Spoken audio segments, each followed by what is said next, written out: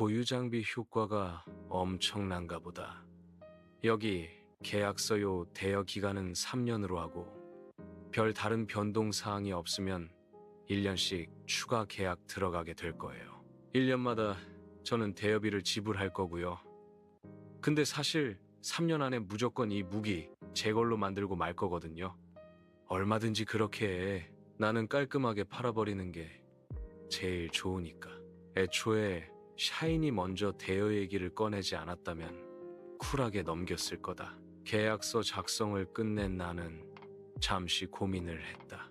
요 녀석에게 내 잡화점을 알려줄까 말까 하는 생각 때문이었다. 현재 내 잡화점은 문을 열긴 했지만 손님이 단 한 명도 오지 않는 팔이 날리는 가게였다. 의도적으로 그렇게 되라고 만든 가게였고 따로 홍보를 하지도 않았으니 손님이 없는 건 당연한 일이다. 그걸로 문제를 삼는 게 아니었다. 내가 뽑아놓은 캐릭터를 내 상점으로 데려올 수 있는 방법. 그게 없단 말이지. 샤인처럼 우연히 만난 척 죽치고 앉아서 기다렸다가 무기로 살살 꼬시는 건 너무 자기적이다. 그러는 것도 한 2번이지 계속 그런 짓을 했다간 신고당할 거고 돈 주고 상인 자격을 따긴 해서 큰 문제는 없겠지만 좋은 걸 팔아주는데 고생까지 하는 건 싫단 말이지. 그래서 문득 생각해봤다. 애들을 불러오는 걸 샤인에게 맡기면 어떨까 하고 내 쪽에서 손해보고 무기를 대여해줬다고 생각하니 내 부탁을 거절하지는 않을 것이다. 샤인한테 계속 시킬 생각도 없고 무기를 판 학생한테 다음 학생을 데려오라고 한다면 어떨까? 샤인의 격렬한 반응을 봤을 때 사람 성향에 따라 다르겠지만 판매 조건으로 건다면 하겠다고 할 것 같았다. 그 아저씨, 왜? 제가 이런 말씀 드리기 참 뭐한데 혹시 이런 무기를 더 갖고 계신가요? 욕심 부리지 마. 아니요. 제가 욕심을 부리는 건 아니고요. 제 친구가 아저씨 무기에 관심이 있어서요. 친구? 누군데? 내가 모르는 엑스트라면 애석하지만 그 친구에게 팔 수 있는 건 없다. 제 단짝 친구인데 나중에 제 부관 삼을 거거든요. 실력도 나쁘지 않아요. 벌써 B급이니까. 지금 나이에 B급이라면 썩 나쁘지 않은 재능인 건 맞다.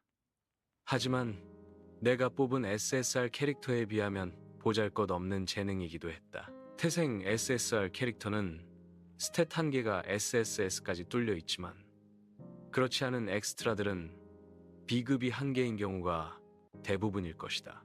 그런 엑스트라에게 내가 가진 아이템을 판매한다? 돼지목에 진주 목걸이지. 그래도 아예 관심 없다고 할 수는 없었기에 말했다. 아무한테나 물건 안 판다.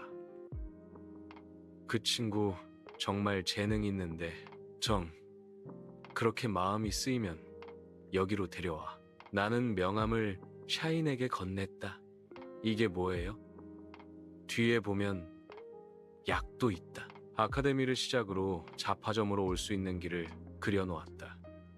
외진 곳이긴 해도 아카데미 근처였기에 부담 없이 오갈 수 있을 거라 생각한다. 그 친구는 허탕을 치겠지만 잡화점에서 팔고 있는 물건들을 잘 건진다면 아쉬워하지도 않을 것이고 말이다. 아저씨, 상인이었어요? 그럼 물건을 아무나 파나? 아니, 너무 수상하게 하고 다녀서 암상인 같은 건 줄 알았죠. 상인 자격이 없는데도 물건을 몰래 팔고 다니는 사람을 암상인이라고 부른다. 암상인들은 물건을 판매하고도 세금을 내지 않는지라 신고를 받으면 처벌을 받는다. 심하면 도시에서 추방을 당하게 될 수도 있는 꽤 심각한 범죄인 것이다. 절대 이 도시에서 추방당해서는 안 되는 입장인지라 비싼 값을 주고 가장 먼저 상인 자격증을 구매한 것이었다. 생긴 게 이래서 그렇지 멀쩡하게 세금 내고 산다. 이제 막 상점을 시작해서 세금을 내본 적 없었으나 뻔뻔하게 잡화점 상인인 척했다. 친구 데리고 꼭 찾아갈게요. 이런 곳에 잡화점이 있는 줄은 몰랐어요. 생각보다 아카데미랑 가깝네요. 이쪽으로는 한 번도 안 가봐서 뭐가 있는지 몰랐거든요. 이럴 줄 알았다면 진작 가봤을 거라며 아쉬워한다. 진작 그곳을 가봤어도 나를 만날 수 없었을 테니 소용없었겠지만 말이다. 10일. 그거 어디서 났어? 3. 샤인과 계약서를 작성해서 완벽하게 대여에 대한 문제를 해결하고 돌아온 나는 다시 잡화점으로 돌아왔다. 급한 불은 껐구나. 샤인에게 고유 장비를 주었으니 앞으로 잘 성장할 거다. 이제 샤인이 내게서 완전히 무기를 구매하는 날이 올 때까지 그녀를 신경 쓸 필요가 없어졌다. 샤인이 고유 장비로 얼마나 성장할지 지켜보기만 하면 되는 것이다. 후련하네. 나는 이 능력을 사용해서 상점을 켰다. 오늘도 열심히 과금 아이템들을 판매하는 상점창. 상점창은 랜덤하게 새로운 상품을 출시하는지라 수시로 들어가서 업데이트 내역을 확인할 필요가 있었다. 내가 이걸 게임으로 할 때는 매주 목요일 날 업데이트가 있었는데 아무래도 사용자가 나밖에 없어서 그런가 업데이트가 느린 편이다. 그래도 내 처지에선 업데이트해 주는 것만으로 감사해야 하는지라 불만이 있는 건 아니었다. 거기다가 아카데미에 오자마자 드디어 열린 캐릭터 뽑기도 있지 않은가. 돈을 모아 새로운 캐릭터를 뽑는 게 내 새로운 목표나 다름없었다. 이번 특가도 별로잖아? 장사 안 하려고 이래? 부활석을 팔았던 저번 특가 이후 2번이나 특가 패키지가 바뀌었지만 여전히 구매욕이 올라오지 않는 구성품들이었다. 덕분에 나는 미련 없이 특가 패키지 창을 물리고 캐릭터를 소환하는 창을 켰다. 뽑기를 해야 하는데 10회 뽑을 때마다 1600개의 보석이 필요하고 1600 보석은 현금으로 약 3만 원의 값어치를 한다. 그리고 현재 내 보유 보석은 170개. 10뽑은커녕 1뽑 가차만 할 수 있는 돈이다. 그리고 이걸로 내가 바라는 SSR 캐릭터를 뽑는 건 불가능한 일이었고 말이다. 하지만 14년간 이날을 위해 참고 인내했지. 내게는 지난 14년간의 용병 생활하면서 인내심을 기르는 용도로 차곡차곡 모아오던 재화가 한 가지 있었다. 비록 캐릭터를 뽑을 수 있는 레드 크리스털은 170개밖에 되지 않는 비루한 실정이지만 보유 마일리지 10, 23, 0, 캬 이거지? 내가 지금까지 가차를 돌려서 쌓고 쌓은 마일리지가 보인다. 그렇다. 나에게는 VIP 마일리지를 구매할 수 있는 재화가 남아있었다. 과금하면 10%의 재화를 마일리지로 얻을 수가 있고 내가 모아둔 것이 바로 그 마일리지였다. 마일리지가 쌓인 걸 보며 지난 14년이 결코 무의미하지 않다는 걸 알 수 있다. 근데 이 돈 다 어디에 썼냐? 캐릭터 뽑기에 1원도 쓰지 못했으니 저 많은 돈을 아이템 뽑기나 특가 패키지에 썼다는 건데 덕분에 잡화점을 운영해도 물건 부족할 일은 없으니까 허투루 쓴 건 아니지. 거기다가 캐릭터 전용 장비는 대부분 구비해뒀다고 봐도 좋았다. 저 많은 돈을 썼는데도 뽑기로는 부활석이 단 한 개만 나왔다는 것도 소름이 돋는 붉은 진실이긴 하지만 말이다. 부활석이 이렇게까지 안 나오는 희귀한 아이템이냐고 묻는다면 그건 아니란 말이지. 게임으로 뽑을 때는 이 정도로 안 나오지 않았으니까 아무래도 현실 패치되면서 그쪽도 잠수함 패치가 되지 않았을까? 개새끼 사람을 이런 곳에 환생시켜놓고 잠수함 패치를 해. 불특정한 누군가를 욕하기엔 상황이 좋지 않은 것이 통탄스럽다. 마일리지를 쓸 때가 왔는데 운영자 욕은 안 되지. 부정 탄다고. 지금은 분노를 가라앉힐 때다. 냉철한 이성을 유지해야 한다. 지금은 새하얀 그릇에 물 떠놓고 디렉터님께 기도를 드려도 부족하다. 자칫 작은 실수가 모든 걸 무너뜨릴 수 있었다. 정갈하게 몸을 씻고 준비해야 한다. 마일리지 상품으로 무엇이 올라와 있는지부터 확인해 본다. 마일리지 상품이 변하는 경우는 거의 없긴 한데 확정 SSR 캐릭터 뽑기 1, 0, 0 마일리지. 확정 SSR 고유 장비 뽑기 1, 0, 0 마일리지. 붉은 보따리 10, 0 마일리지. 파란 보따리 10, 0 마일리지. 초록 보따리 10, 0 마일리지요. 이벤트 달 토끼복 북주머니 계정당형 3, 10, 0 마일리지. 이벤트 달토끼 랜덤 주머니 계정당 0, 1, 25, 0 마일리지. 처음 보는 게 떡하니 올라와 있다. 마치 이 순간을 기다렸다는 듯이 말이다. 이벤트라고? 평소 마일리지 상점은 내 인내심을 시험하는 공간이었다. 솔직히 마일리지를 사용하고 싶을 때가 많았다. 붉은 보따리, 파란 보따리, 초록 보따리 모두 캐릭터를 키우는데 유용한 아이템들로 구성되어 있다. 달 도끼, 복주머니. 이벤트인 거 보면 추석용 업데이트인가? 마일리지에까지 이벤트 상품이 올라오는 경우는 드문데 가격대가 없지는 않은지라 구성품을 확인해봤다. 이건 사야겠는데?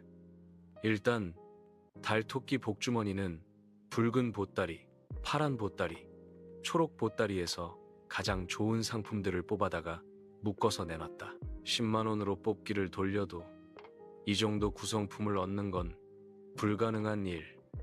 마일리지를 얻기 위해 과금하는 사람들이 꽤 생길 것 같았다. 이 집 장사 잘하네 못하는 줄 알았더니 마일리지를 사용하지 않고 인내하던 상황에서 이런 일이 벌어졌다면 꽤 고통스럽게 고민에 빠져야 했을 것이다. 하지만 지금은 마일리지를 사용하기 위해 상점을 열었기에 크게 고통스러울 일이 없었다. 일단 확정 SSR 캐릭터 뽑기는 구매해야지. SSR 캐릭터를 뽑아야 내가 보유하고 있는 고유 장비를 팔 수 있지 않겠는가? 내가 보유하고 있는 마일리지를 생각해 봤을 때 구매할 수 있는 SSR 캐릭터 확정권은 총 10장이었다. 다만 여기에 중복이 나올 수 있다는 점도 유념해 둬야 한다. 전부 다 소환으로 사용할 수는 없소. 일단 계정당 3개씩 구매할 수 있는 달, 토끼 복주머니는 모두 구매한다. 아직 넉넉하게 남았다. 어차피 마일리지를 뽑기로 다 쓸 생각은 아니었기에 확정 SSR 캐릭터 뽑기를 3장 구매했다. 거기에 한 계정당 한 개만 살 수 있는 랜덤 주머니도 구매한다.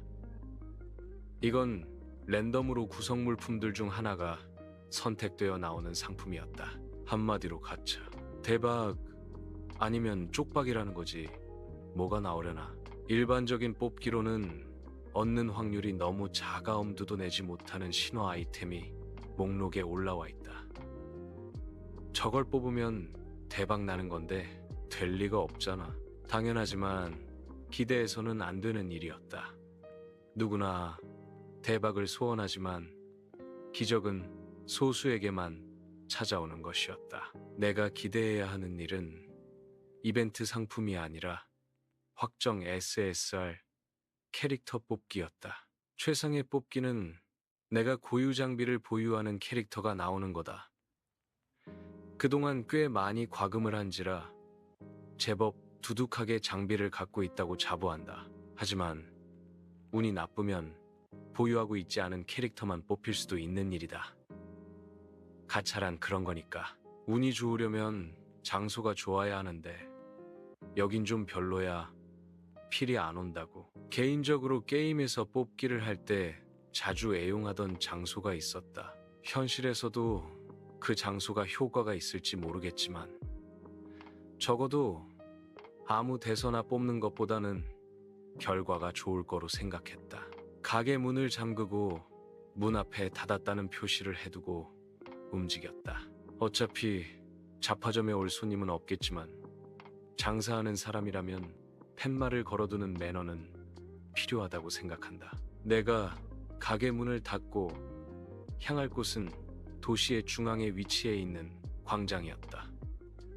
그곳에 내가 선점해 두고자 하는 뽑기 명당이 있다. 촤르르 졸졸졸 아기 천사가 나팔을 분다. 그리고 그 아래에 졸졸졸졸 촤르륵 촤르륵 영롱한 물줄기가 흘러나오고 있었다. ASMR을 녹음해도 괜찮을 소리다.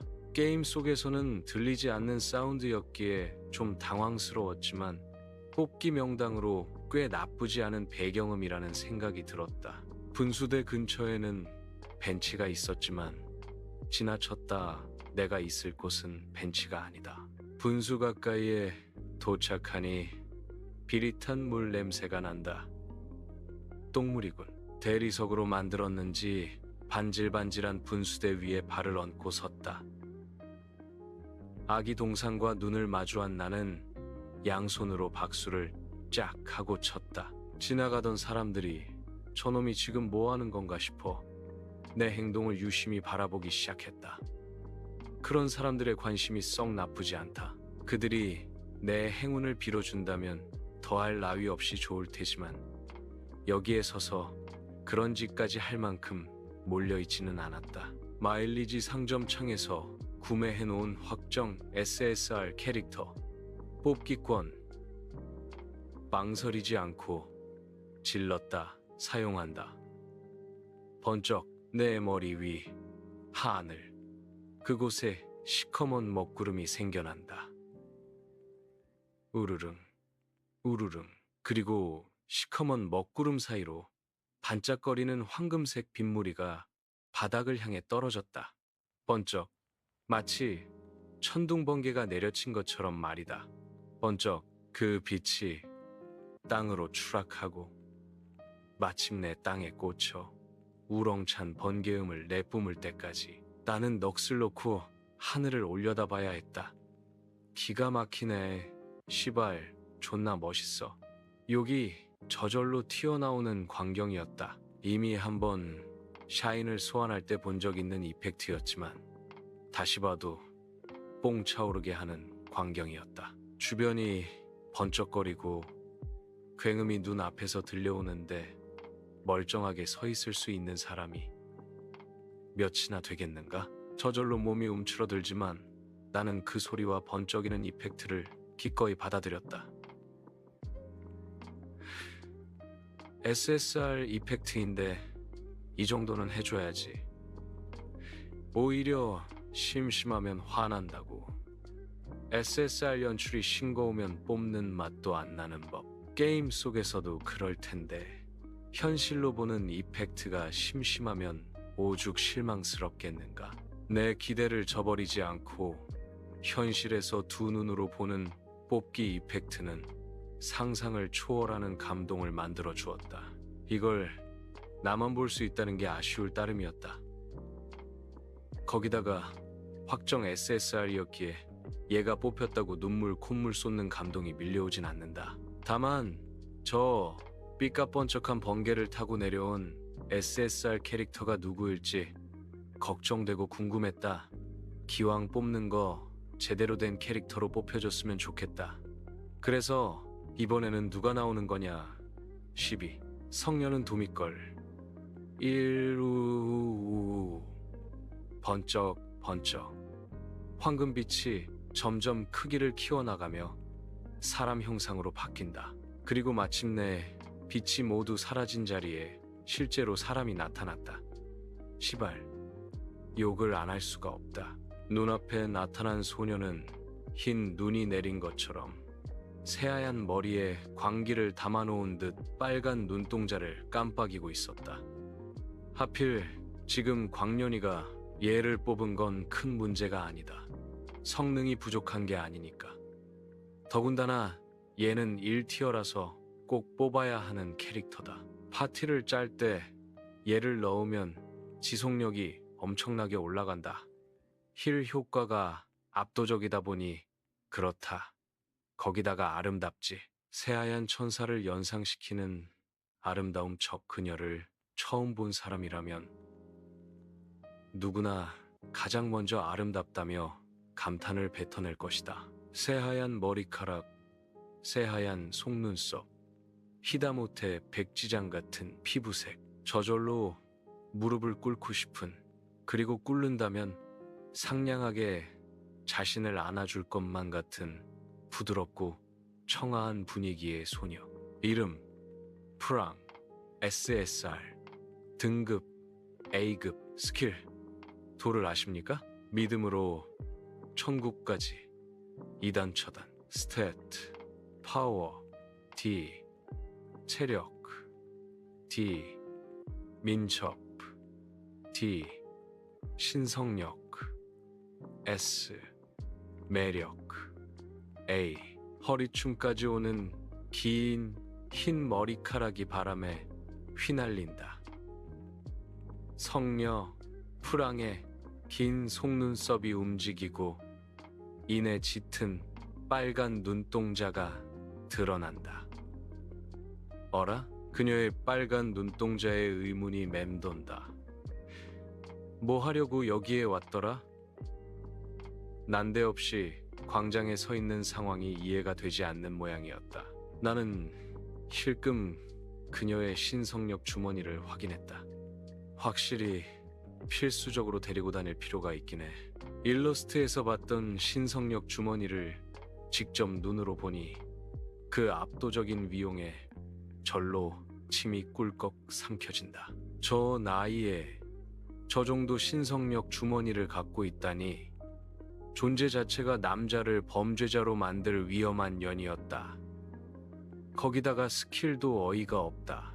본인이 이단이면서 이단이라고 생각되는 놈을 조지는 스킬이 있지 않은가? 저 이단 처단에 당하면 온갖 저주에 시달리게 되는데 굉장히 꿀 스킬이다. 약화에 걸려서 공격력이 줄어들고 받는 데미지는 2배로, 거기에 치료 불가 상태 이상까지 걸리니까 성능충들에게 광년이는 절대 빼놓을 수 없는 1티어 캐릭터였다. 그럼 여기서 의문이 들 거다. 그런 유능한 캐릭터가 나왔는데 왜 부정적인 반응을 내보였느냐? 쟨 사입이 성녀란 말이다. 광년이는 자신이 왜 여기에 있는지 몰라. 어리둥절한 표정을 짓다가 이내 아무런 상관없다는 듯 주변 사람들을 바라보며 매섭게 눈을 반짝였다. 이상한 건 이상한 거고 사이비 성녀가 이 기회를 놓칠 리가 없었다. 안녕하세요? 얼굴에 참 복이 많아 보이세요. 아씨, 저기 물 좀 한 잔 얻어 마실 수 있을까요? 목이 너무 말라서. 아, 감사합니다. 휴, 정말 친절하시네요. 보니까 조상덕을 많이 보고 계신 것 같아요. 다만 조상님께서 힘을 거의 다 하신 것 같은데. 헤헤이, 실례합니다. 인상이 참 좋으신데 혹시 도를 아시나요? 아가씨, 내가 도는 몰라도 남녀 사이의 도리는 아는데 어때? 시간 있어?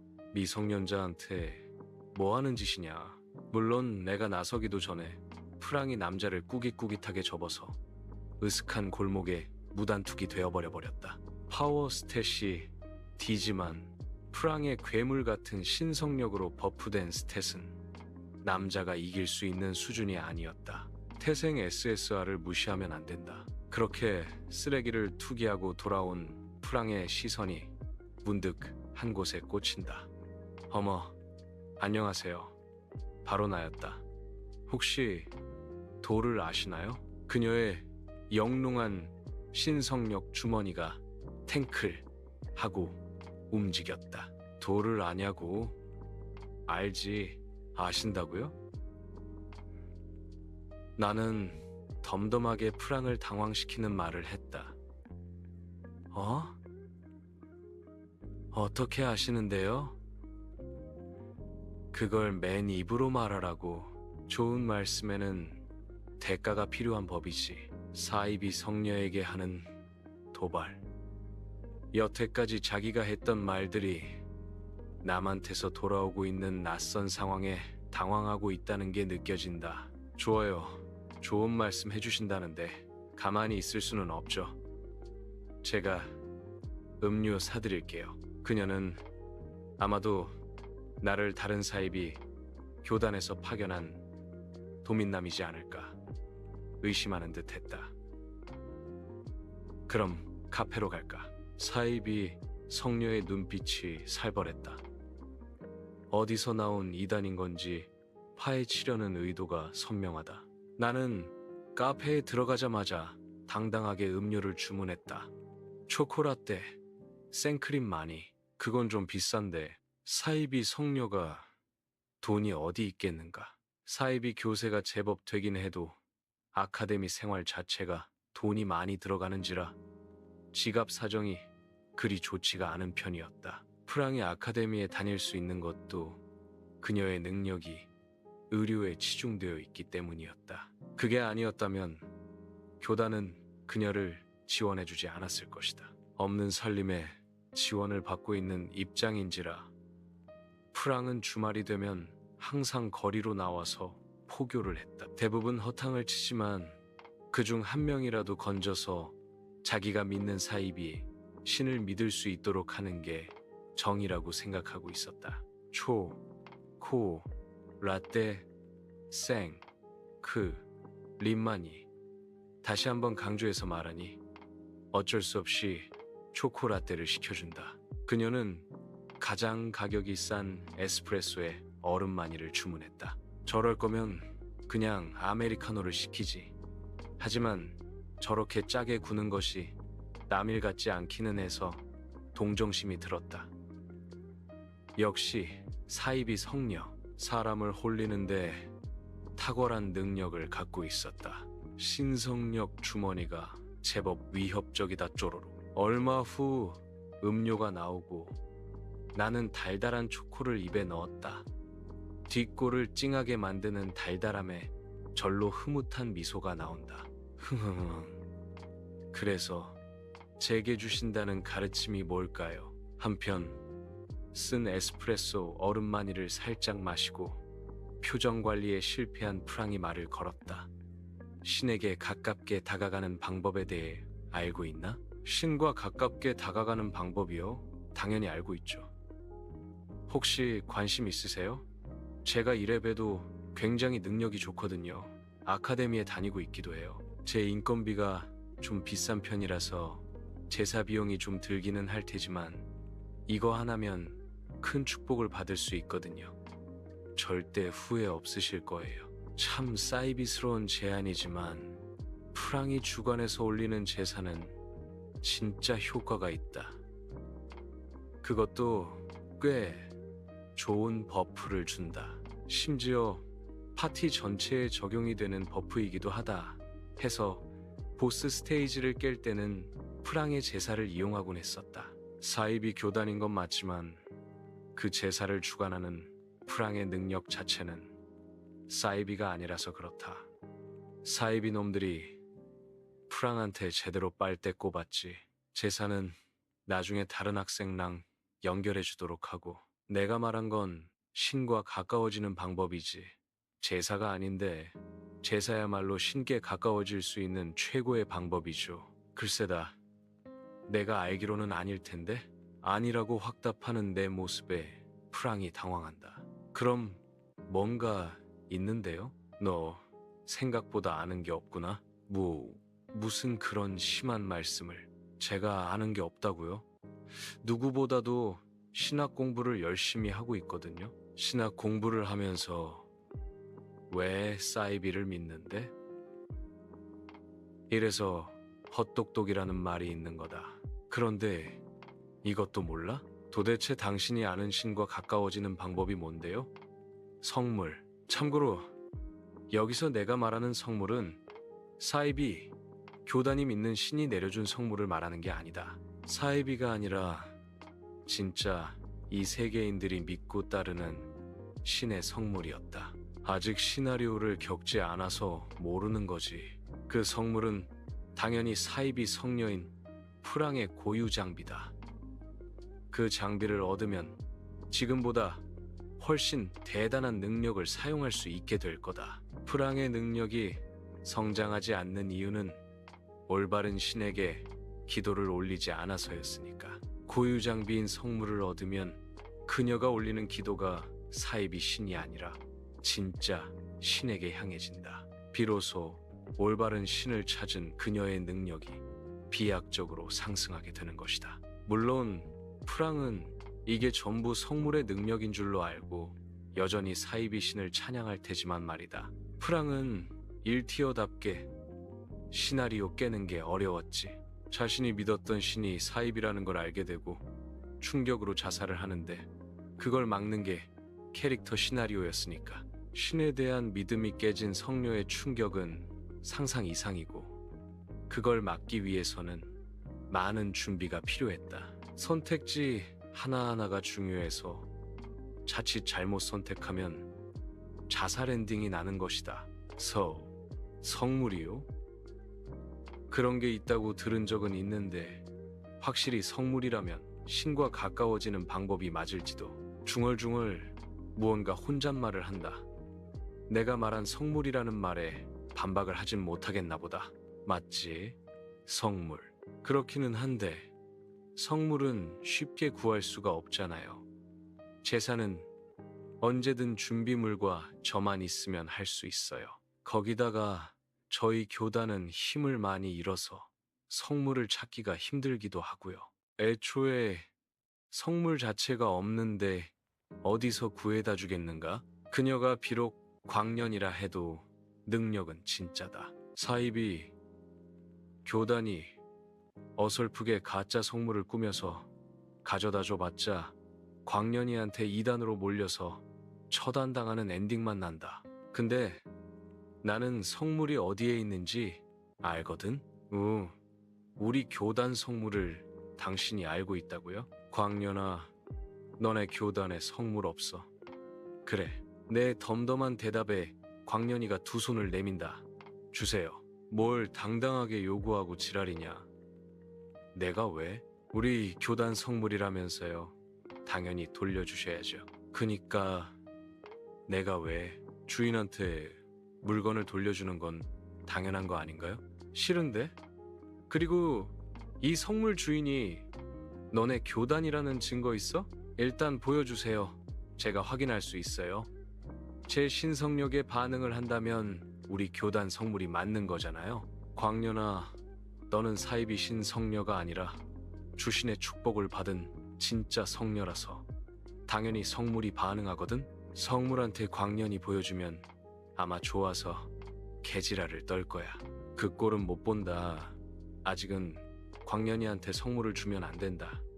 13. 성녀는 도미걸 이광년이한테 함부로 성물 쥐어주면 과연 어떻게 될까? 이 배은망덕한 년의 사이비력이 폭발한다. 그리고 힘을 마구 뿌리고 다니지. 기적 같은 광경을 봤는데 신도가 안 생길 리가 없지. 없는 다리를 다시 생기게 만들고 눈먼 봉사를 뜨게 하며 죽어가던 사람을 살린다. 주변에 사이비 광신도들이 안 생길 수가 없는 거다. 그럼 당연히 사이비 교단의 세가 엄청나게 커진다. 사이비가 괜히 사이비인가? 신도들의 등골을 쪽쪽 빨아먹는 놈들이 바로 사이비다. 배드 엔딩이지. 광년이도 빨대 꼽힌 건 당연한 일. 사이비 교단에게 쪽쪽 빨린다.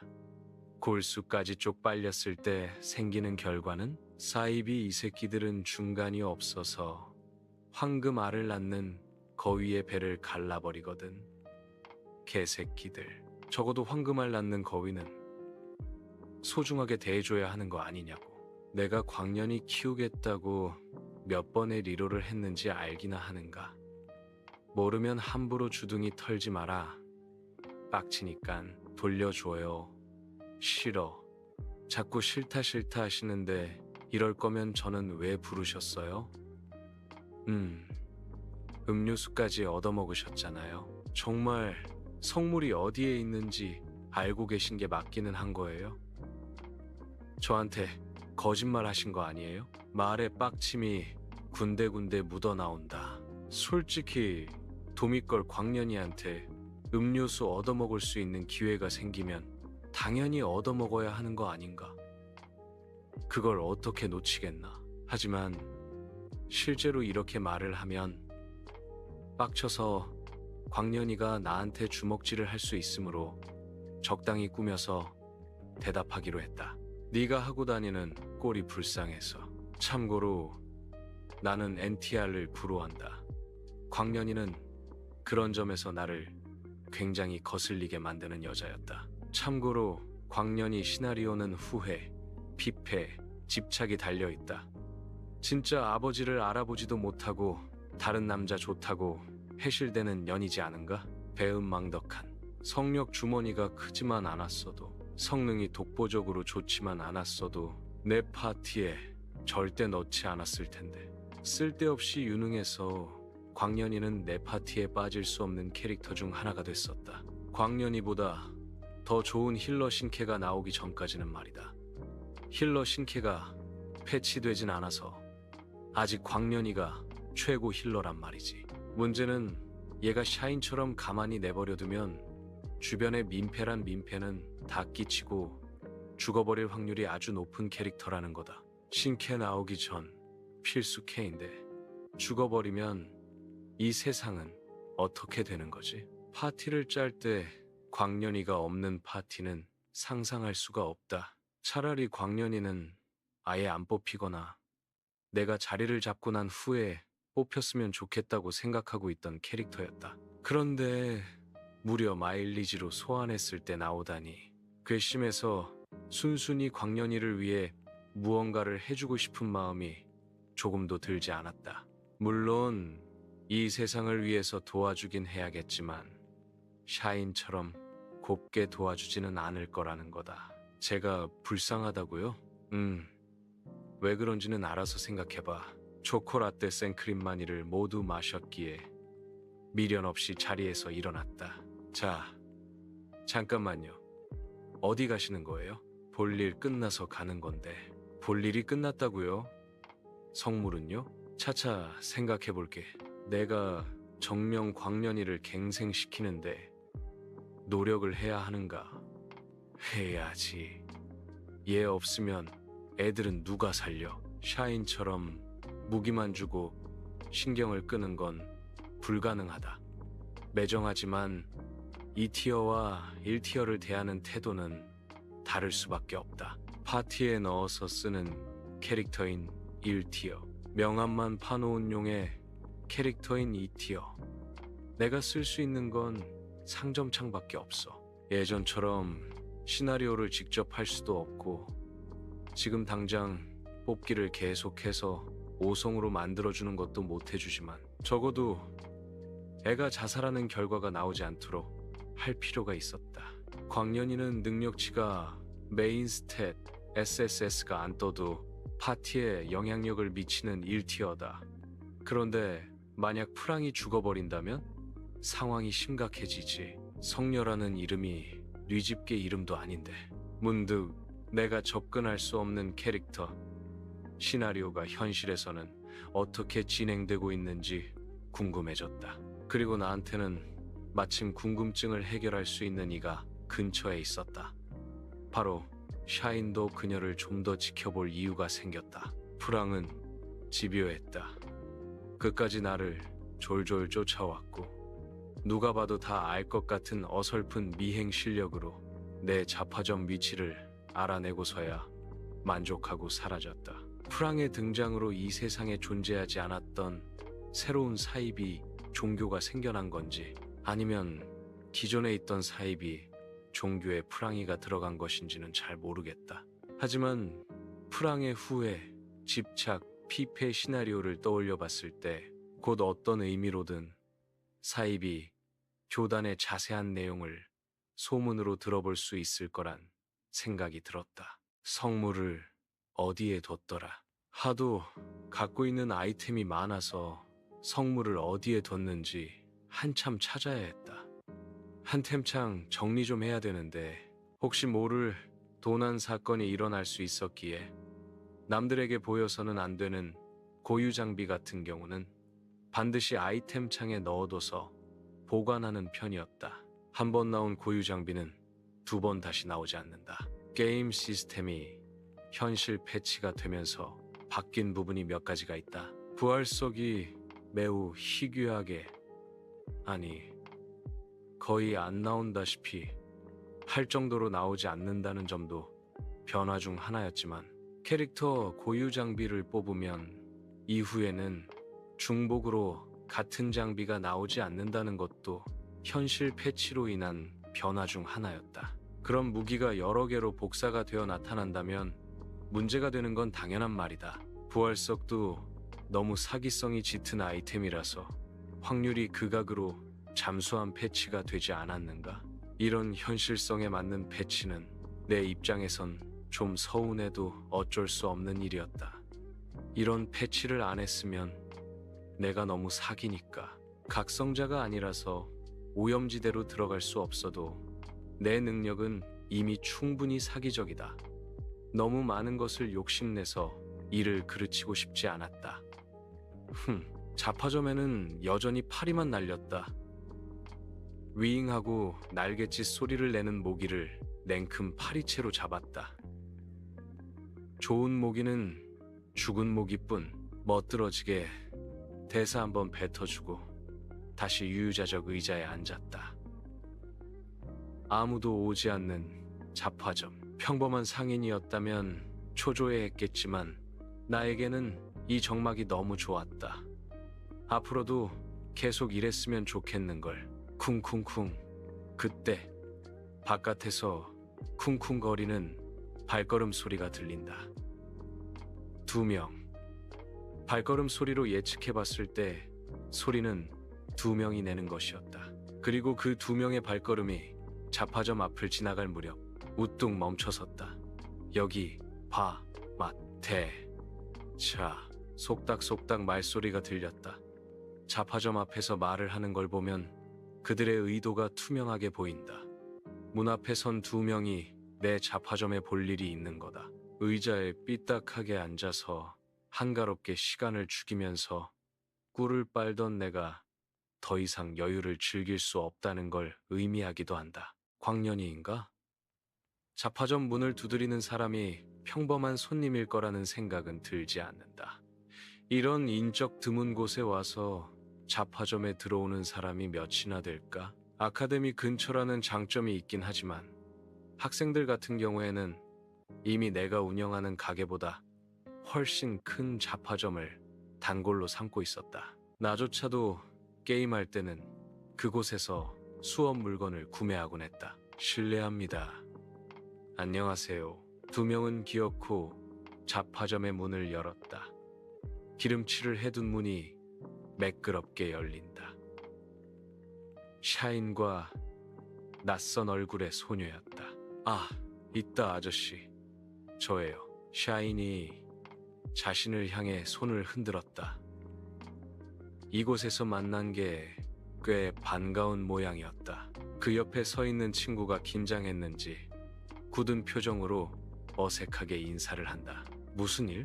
프랑이 사이비를 데리고 성물을 강탈하기 위해 찾아온 건가 싶어서 긴장했는데 그건 너무 간 생각이었던 모양이다. 에이, 자파점에 뭐하러 오겠어요? 물건 사러 왔죠. 샤인이 넉살 좋게 안으로 들어와서 상점을 보며 감탄했다. 하, 무기가 되게 많네요. 저는 자파점이라고 해서 펜이나 잉크 같은 거 팔고 있을 줄 알았거든요. 자파는 다 판다. 무기가 자파는 아닐 텐데.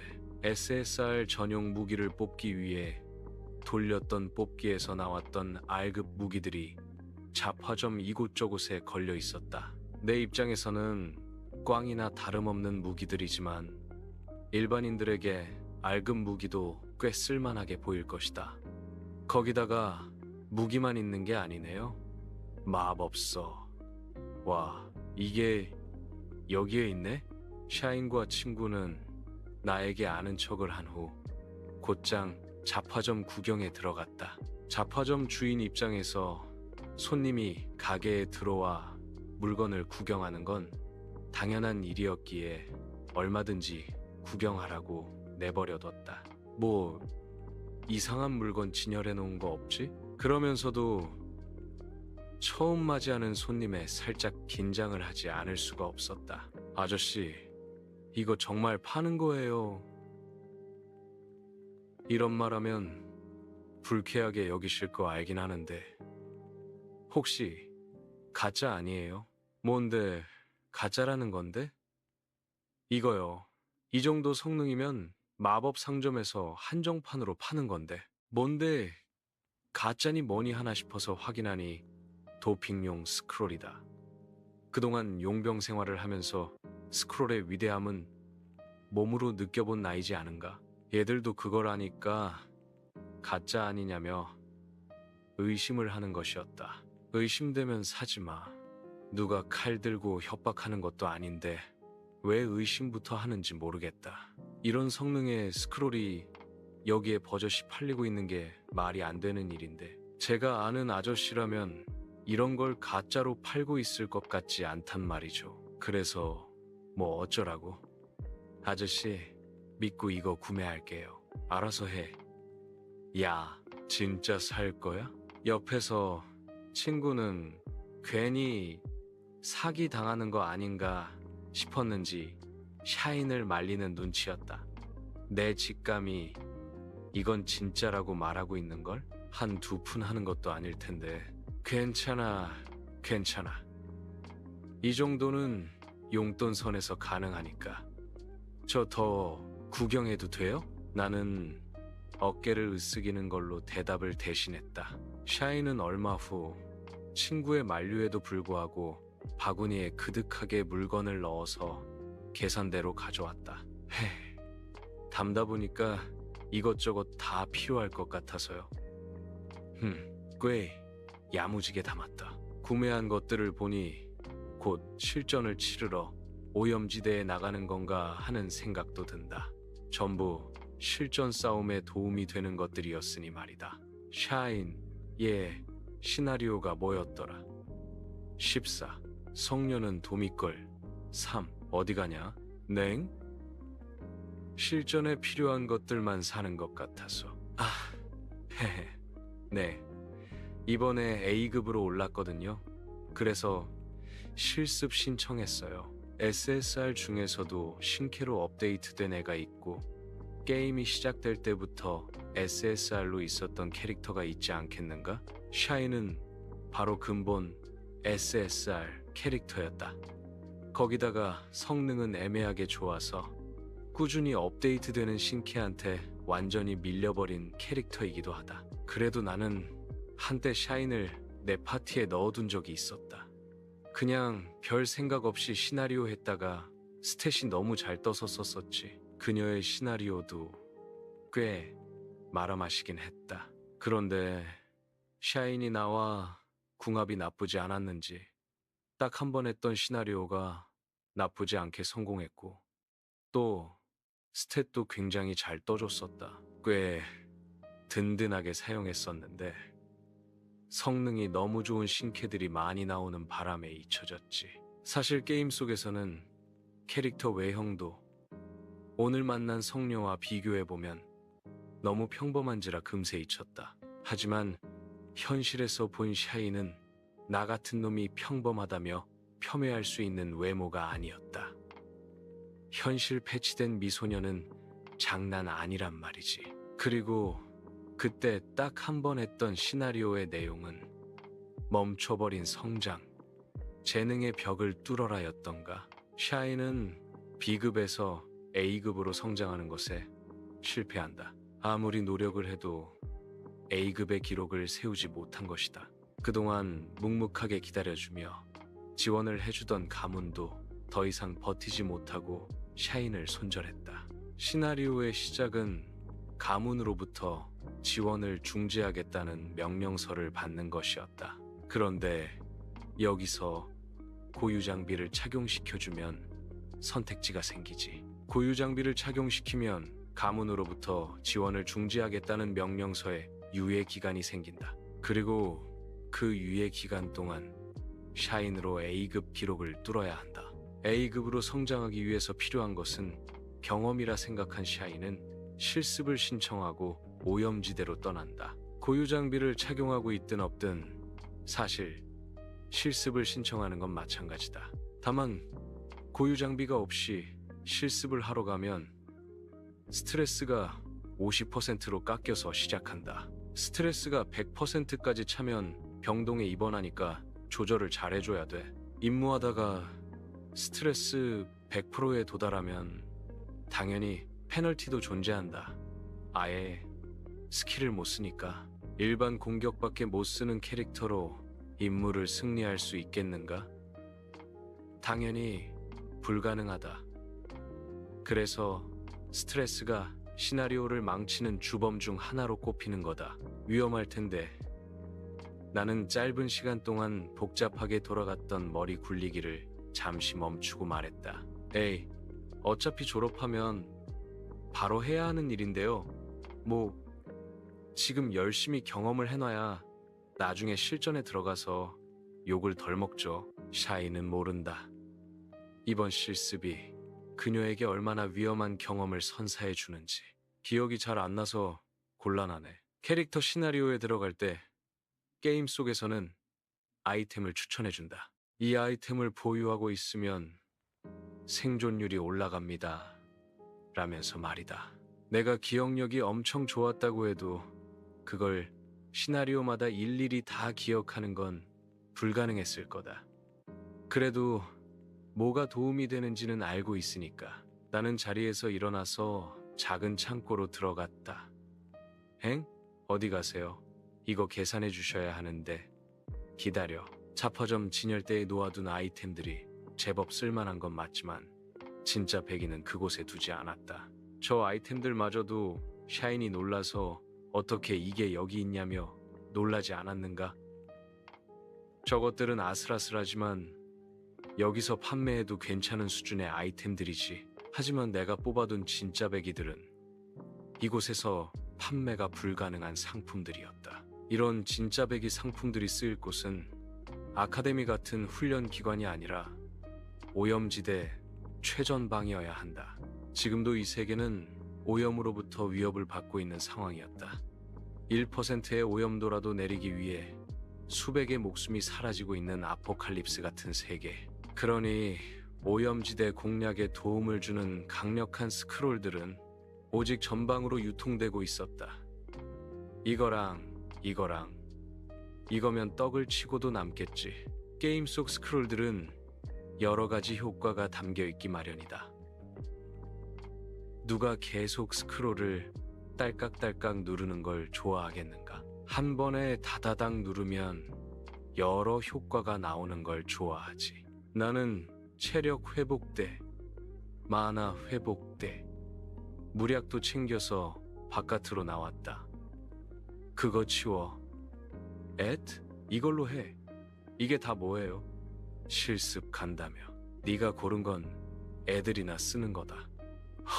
이것들보다 성능이 더 좋은 것들이에요? 대답하지 않고 눈썹만 꿈틀거리고 있으니 친구와 함께 상품들을 구경한다. 스크롤 하나에 효과가 이렇게 많이 끼워져 있다고? 샤인의 친구가 물건을 확인하고 놀라서 중얼거렸다. 좋은 거야? 샤인은 물건 볼 줄 모르는지 친구에게 좋은지 안 좋은지를 묻는다. 이런 건 함부로 유통이 불가능해. 어떻게 이런 가게에서 팔고 있는 건지 모르겠어. 아저씨, 이거 정말 정식으로 유통한 게 맞아요? 아저씨, 암상인 아니라고 했는데 이런 건 최전방으로 나가야 살 수 있는 것들이야. 샤인의 친구가 제법 똘똘하다. 그럼 되게 좋은 거라는 뜻 아니야? 맞아. 얼마에 사든 손해는 아닐 거야. 이런 건 우리 같은 사람들은 구하고 싶어도 못 구하니까. 그래서 살 거야, 말 거야. 아, 사요. 무조건 살 거예요. 친구의 말에 눈이 뒤집힌 샤인이 허겁지겁 지갑을 꺼내려고 했다. 아저씨, 혹시 이거 말고 다른 건 없어요? 그때 친구가 나에게 다른 거 없냐는 질문을 해왔다. 다른 거? 참고로 샤인이 데려온 친구는 내가 뽑은 캐릭터 중 하나였다. 문제는 그 캐릭터가 SSR이 아니라 R급 캐릭터라는 점이다. 나는 R급 캐릭터를 키워본 적이 없었다. 얼굴만 알지 얘가 무슨 능력을 갖고 있는지도 몰랐다. 사실 제가 얘 따라서 온 이유가 아저씨가 판무기에 관심이 있어서거든요. 아, 샤인이 무기를 얻은 후로 실력이 비약적으로 상승했으니 친구 입장에서 관심이 안 갈 수가 없을 것이다. 제가 쓸만한 무기가 있나? 고유 장비라는 것은 SSR만이 가질 수 있는 장비다. SSR이 아닌 R급 캐릭터에는 고유 장비가 없었다. 저기에 무기 많이 걸려 있을 텐데. 저런 흔한 무기들 말고요. 저는 저한테 맞는 특별한 무기가 필요해요. 샤인처럼요. 샤인이 얻은 무기가 어디 한두 푼으로 얻을 수 있는 건가? 거기다가 R급 캐릭터라서 팔 수 있는 장비가 아예 존재하지를 않았다. 없어. 네? 없다고. 내 매정한 대답에 친구는 실망하고 샤인은 친구 눈치를 봤다. 아, 네. 내가 쓰는 게 쉽게 구해질 수 있는 장비는 아니잖아. 성능 좋은 무기는 귀하니까. 그렇죠, 아저씨? 눈치를 보아하니 자기 말에 장단 좀 맞춰달라는 눈치다. 순간 내가 왜 하는 생각이 들었으나 저 애도 나름 귀족으로 나를 조지려고 들면 얼마든지 조져질 수 있는 갑과 을 사이에 속해 있다는 걸 자각하고 말했다. 저기 걸려있는 무기들 중에도 쓸만한 거 많다. 아무리 양산형 제품들이라지만 상점에서 과금으로 뽑은 무기들이다. 웬만한 장인들이 만들어낸 무기보다 퀄리티가 좋았다. 그러니 내게 무기 있냐고 묻기 전에 잡화점에 팔고 있는 무기들부터 보고 오라고 했다. 물건 보는 눈이 있는 것 같던데. 헤이, 제 친구라서 칭찬하는 건 아닌데 저 친구 집안이 꽤 오랫동안 알려진 장인 집안이에요. 그래서 물건 보는 안목이 있어요. 한번 봐봐. 쓸만한 게 있을 수도 있잖아. 알았어. 친구는 없다고 단언한 내 대답이 마음에 안 드는 눈치였지만 샤인의 제안을 거부하지는 않았다. 잡화점에 걸려있는 무기들을 한참 구경하다가 그중 몇 가지를 자세히 보고 싶다고 요청했다. 나는 친구가 보고 싶다고 했던 장비를 꺼내서 자세히 볼 수 있도록 도와줬다. 무기 퀄리티가 전부 평균 이상이네요. 마치 복제라도 한 것 같이 똑같아요. 장인 집안 출신이라더니 물건을 보는 눈이 제법 예리하다. 실제로 이 무기들은 복제된 것이나 다름없으니 정확하게 본질을 꿰뚫어 봤다고 볼 수 있었다. 어떻게 이 정도 상품을 양산해서 만든 거죠? 이런 기술이 있는 장인 집안이 있다는 소리는 못 들어봤어요. 샤인의 친구는 대답을 바라는 듯 나를 바라봤다. 나는 어깨를 으쓱이고 말했다. 나는 물건 파는 상인이다. 그 외에는 모르니까 묻지 마. 물건 떼우는 곳이 있을 거 아니에요? 거기 소개시켜 주시면 안 돼요? 물건 떼우는 곳을 소개시켜 달라고? 상점 창을 어떻게 소개시켜 주겠는가? 얘는 아까부터 계속 안 되는 일만 부탁해서 사람을 곤란하게 만든다. 내가 왜 그래야 하는데? 소개비는 두둑하게 챙겨드릴게요. 소개 비용으로 얼마를 얹어주든 불가능한 일이다. 거절하는 것도 귀찮은데. 혼자 오지 않고 친구를 데려온 샤인을 슬쩍 째려봤다. 살 거 없으면 나가라. 장사 방해하지 말고. 이런 식으로 꼬치꼬치 캐물으면 대답이 궁해질 수밖에 없다. 내 심기가 점점 불편해지고 있다는 걸 샤인도 느꼈는지 우물쭈물하면서 친구의 옆구리를 쿡 찔렀다. 아무래도 안 물어보는 게 좋을 것 같은데 잠깐만, 소개비 정말 두둑하게 챙겨드릴게요. 섭섭하지 않으실 정도로요. 쫓아내야 나갈 거냐? 야, 그만해. 아저씨가 불편해 하시잖아. 응? 정말 안 되나요? 그쪽에서도 나쁘지 않은 일이 될 거예요. 애초에 이걸 만든 곳 자체가 없는데 뭔 말도 안 되는 소리란 말인가? 저 친구가 그쪽과 연결을 해달라고 한 건 결국 기술을 얻기 위함일 거다. 그런데 과금이 기술인 내게 무슨 소용이란 말인가? 할 말 없다. 다행히 중간에 안절부절 한 채 상황을 살피던 샤인이 친구를 억지로 가게 밖으로 데리고 나갔다. 아저씨, 미안해요. 다음에 또 들릴게요. 이거 추천해 주셔서 감사했어요. 실습 다녀오면 선물 사올게요. 나갈 때 급하게 내게 인사를 남기고 말이다. 샤인의 친구가 귀찮게 구는 게 오늘이 마지막이 아닐 것 같다는 불길한 생각이 들었으나 실습 전에 들려서 아이템을 챙겨보낼 수 있었기에 잘된 일이라고 생각하기로 했다. 용병 생활하면서 얼굴 맞대고 대화를 나눴던 적 있는 사람이 죽는 경험은 수없이 해봤지만 그럴 때마다 기분이 더러워지는 건 어쩔 수 없었다. 이 세계를 위해서라도 SSR급 샤인이 일찍 죽는 건 지양해야 할 일이니까 우선 저 녀석이 무사히 돌아오는 걸 기다려보기로 했다. 15. 레베카 1. 샤인과 친구가 잡화점에 들렸던 날로부터 며칠이 지났다. 내가 어디로 향했는지 뒤를 미행했던 광년이는 의외로 그날 이후 딱히 소식이 없었다. 솔직히 좀 의외였다. 성물 안 궁금한가? 내가 예상한 바로는 당장 쳐들어와서 성물 내놓으라고 할 줄 알았다. 아직 그 정도로 미치진 않았다는 거겠지. 샤인과 친구가 잡화점을 떠난 이후로 손님이 들어오는 경우는 한 번도 없었다. 오로지 파리들만 외외행 귀를 간지럽혔다. 그래도 샤인이 물주 노릇을 톡톡히 한단 말이지. 이 상점을 얻는데 큰 도움이 되었던 샤인과의 거래, 그리고 마침 간당간당 생활비가 이번에도 샤인이 와서 잡화점 물건을 구매해준 덕분에 문제를 넘길 수 있어졌다. 다만 샤인 이외에 다른 수익이 없으면 갖고 있는 돈은 언젠가 바닥을 드러내게 될 것이다. 물론 그 전에 새로운 고유 장비를 팔면 되겠지만 광년이에게 미끼를 던져놨는데 간만 보고 물지 않는 상황이니 다른 방법을 궁리해봐야 했다. 여기서 내가 할 수 있는 일은 하나 더 소환해야지. 아직 나에게는 2장의 확정 SSR 캐릭터 뽑기권이 있었다.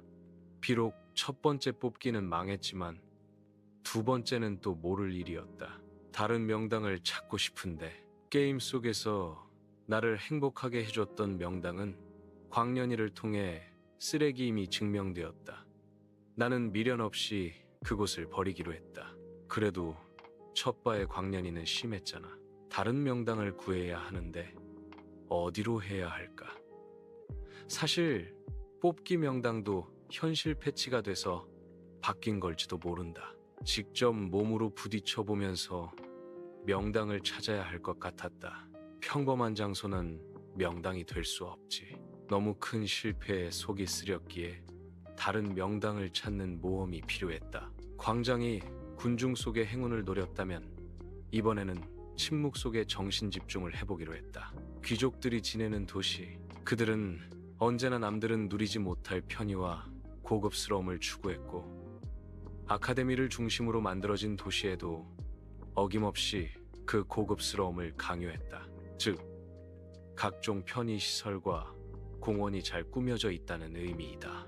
이런 곳도 있었구나. 명당 자리를 찾기 위해 주변을 돌아다녀 보니 생각보다 괜찮은 곳이 많이 보였다. 그래도 명당을 찾는 거니까 세심하게 구석구석을 살폈다. 계속 찾아보면 어딘가 느낌이 오는 곳이 있을 거란 생각 때문이었다. 여긴 이벤트 컷으로만 봤던 곳인데 주변을 돌아다니다 보니 눈에 익는 장소들이 몇 군데 있었다. 게임 시나리오 속에서 본 적 있는 장소들이었다. 아카데미 근처를 구경하는 것에 이런 재미가 있을 줄은 몰랐다. 새록새록 과거에 게임을 했던 기억이 떠오른다. 용병 생활을 하는 동안에는 살아남는 게 더 중요해서 전생에 대해 깊게 생각할 겨를이 없었다. 어떻게 해야 돈을 더 벌고 어떻게 해야 더 안전할 수 있는지만 생각했던 것 같다. 오, 여기는 무조건 알지. 특히 이벤트 컷으로 본 적 있었던 장소가 나오자 여기다 라는 생각이 절로 들었다. 보기만 해도 속이 시원해지는 맑은 폭폭파화. 캐릭터 시나리오를 깰 때 랜덤하게 나오는 행운 이벤트 장소였다. 시원하게 쏟아져 내리는 폭포 근처에서 하루를 신나게 놀면 캐릭터의 스트레스가 쑥 내려간다. 거기에 운이 좋으면 보너스로 스탯까지 성장할 수 있는 행운이 주어지기도 하고 말이다. 최고 성능을 뽑으려면 폭포 이벤트가 필수였지. 그것 때문에 리롤 했던 적도 꽤 많았으니까. 이미 최고에 도달해도 더 위를 바라보는 사람이 있는 법이다. 그리고 폭포 이벤트는 최고 중에 최고인 캐릭터를 만들기 위해 반드시 들어가야 하는 이벤트였다. 단순히 나오는 걸로 끝나지 않고 스탯까지 붙어줘야 해서 엄청 극악 확률이었지. 한마디로 이 폭포는 게임 속에서 행운의 상징이나 다름없는 곳이었다. 그리고 이런 곳이야말로 명당의 자격이 있는 거 아닌가 하는 생각이 든다. 나는 폭포 주변을 쭉 둘러보다가 만족스레 웃었다. 아무도 없어 완벽하게 준비된 명당이야. 밤에 온 덕분에 다른 사람의 방해를 받을 것도 없었다. 내가 바랐던 느낌이 바로 이거였다.